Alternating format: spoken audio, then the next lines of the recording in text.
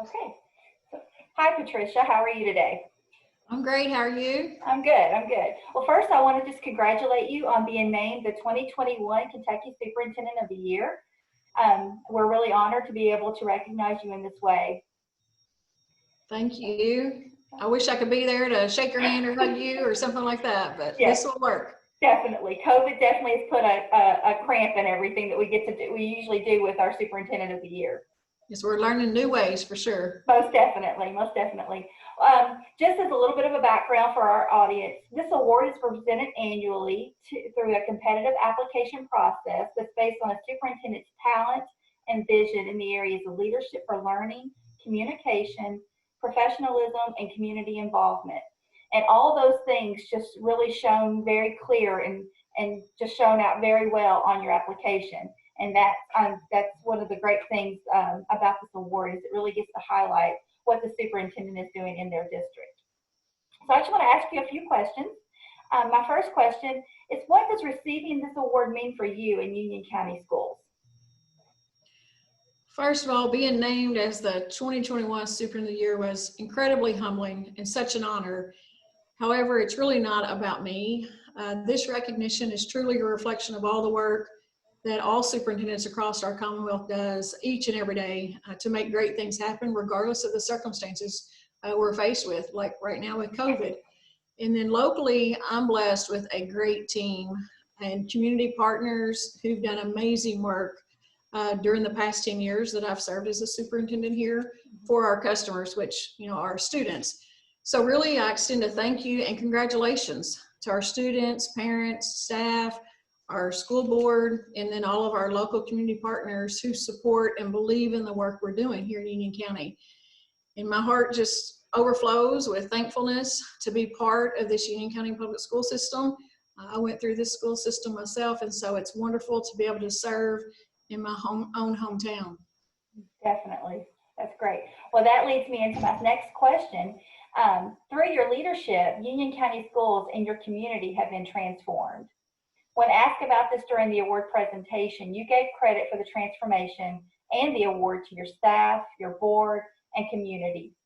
Tell us about this amazing team that you have in Union County. Well, I can talk all day about my team for sure.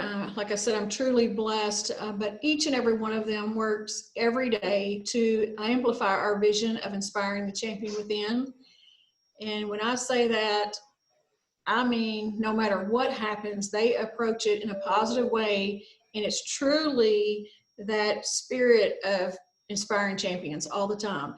And so we have worked several years with a theme of called smoothing, of smiling to moving. So our people are smiling no matter the circumstance. Like I said before, the way they approach things, it's in a positive manner. And the way they react, they know it's expected to be in a positive manner. We really value customer service here and providing quality customer service. And so they're always smiling and then moving. They're here before work begins, you know, before the workday should begin, and they're here afterwards. But the nice thing about this staff, I never have to ask them to do that. They volunteer because they truly love the vision of inspiring the champion within, and they know the work that goes along with that. And on our continuous improvement journey, if we're going to continue to improve, we have to have high quality customer service for our students. Our students have to know we're truly here for them, and we're all working for that inspirational learning environment, providing a safe environment for them.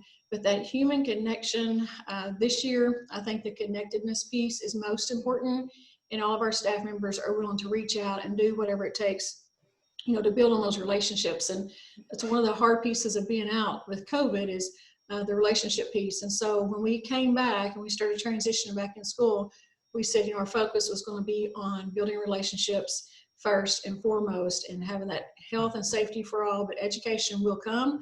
But we wanted to touch base with those students that we hadn't seen in so long. And so I think it's just those genuine relationships and human connectedness that we all need. But our staff, they're willing to smile and move no matter what.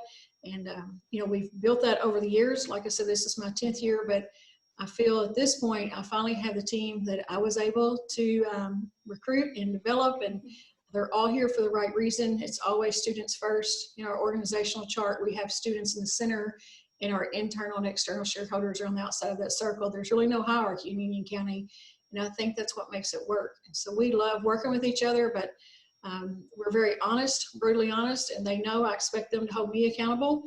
And we're all vulnerable and say, if we don't know, we don't know, and we help each other out. So we have the belief here that, you know, we can inspire the champion within each and every person, and we recognize the fact that we all have strengths, and we want to capitalize on those strengths, but yet we also all have weaknesses too, and we're here to help each other out through those weaknesses, because we just never know, you know, on any given day what someone might be going through. So kindness matters, but recognizing that we can be vulnerable and not being held accountable.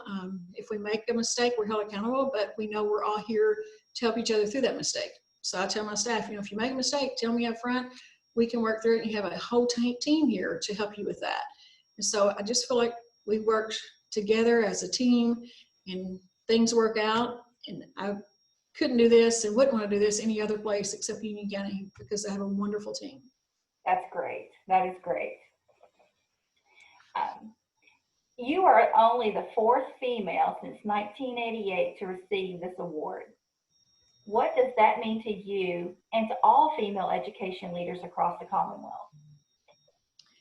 Well, it's truly an honor to be one of the 4 female superintendents, because I love my Quail sisters dearly. Our Kentucky Women for Educational Leadership cohort that's offered through KESA.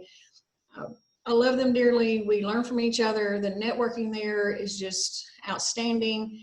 I'm so thankful that Rhonda Caldwell and Annette Johnston put that together, and they bring in the best of the best females each year to talk with all of our aspiring leaders, female leaders across the state, the ones like Lou Young.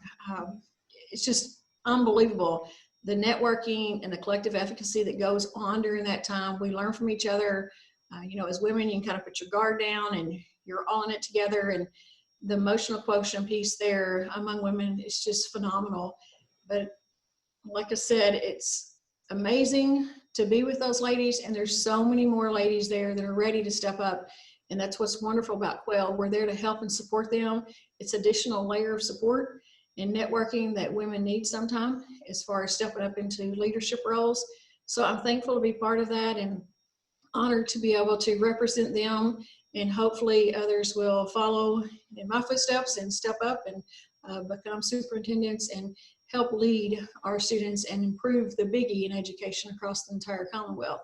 But I'm proud and honored, like I said, to be part of that group, but most importantly, humbled and excited that I can learn from each one of them too. Whenever we're together, you learn something new every time from your colleagues. And so I think that's the key, you know, in leadership, is never forgetting where you came from, and also knowing that there's always something new to learn, and you have to be that lead learner and step out and be prepared when others are wanting to ask you questions, especially in your community. They're looking for you, to know all the answers about education and everything else going on in the community, because our schools most definitely, they're the heart of our community.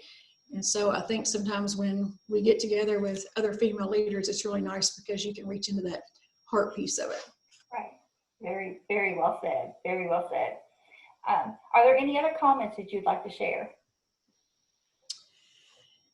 I can't think of any. I just like to say thank you, Wanda, to you for all your work that you do there, and then to all of my colleagues. I can't thank them enough. The other superintendents, the other 172 superintendents, they're worthy of this award too, for sure, and deserving. And like I said, I couldn't do this without the networks I have and my superintendent colleagues. They're one of the strongest networks I have that are here to support me. Our coaches that we've had across this tenure of mine of 10 years, my mentors, Fred Carter, Dr. Lou Young, I could name them on and on. I hate to start naming them because I'll forget somebody, but there are many out there. And Dr. Petticombe, my national mentor, they're just, you always, it's wonderful to know you can reach out to them. And through COVID, we've had several different cohorts set up and sessions as far as superintendent groups. My West Kentucky Educational Cooperative there, Gretchen Wetzel, the new director, she sets up meetings every week for us to just sit down and have conversation, you know, after we have our commissioner webinar about what does this mean and what's our next steps? Bart Flinger at GREC, he does the same thing. Rhonda Caldwell sets up the roadmap to reopening for us. There's just a plethora of support there, and I can't thank everybody enough for that, because that's what it takes. And, you know, just having those mentors and colleagues to turn to, because none of us know all the answers for sure. And it's nice to have that support and network there when you need it. And in the superintendent role, I mean, there's nothing, I guess, regular about it, and definitely nothing perfect about it. So just when you think you have some things figured out, a situation comes up that you would have never thought would happen. So in addition to your board attorney, it's always nice to talk to a colleague that you feel comfortable with, and then you can confide in to figure out what do we do next. Because I think with every decision, it's important to reach out to others and get input. In addition to my local team here, I always ask them, you know, what's the good, bad, and ugly of this decision I'm getting ready to make? Because if it's bad, I'd like to know it here, you know, because we realize no good deed goes unpunished. But even when we're trying to make the right decision, we know we're going to make the right decision, whether it's popular or not. But it's always important to get that input, you know, from your local team. But like I said, it's really nice to know I have all those people surrounding me that I can reach out to and get their input too before you make a final decision. So I appreciate all the help and support that I've had the last 10 years leading up to this award. And I look forward to working with everybody in the next year. And hopefully we can come back and have some face-to-face meetings soon.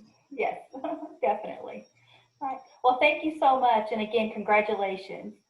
Thank you, Wanda. I appreciate it. All right. Thank you so much.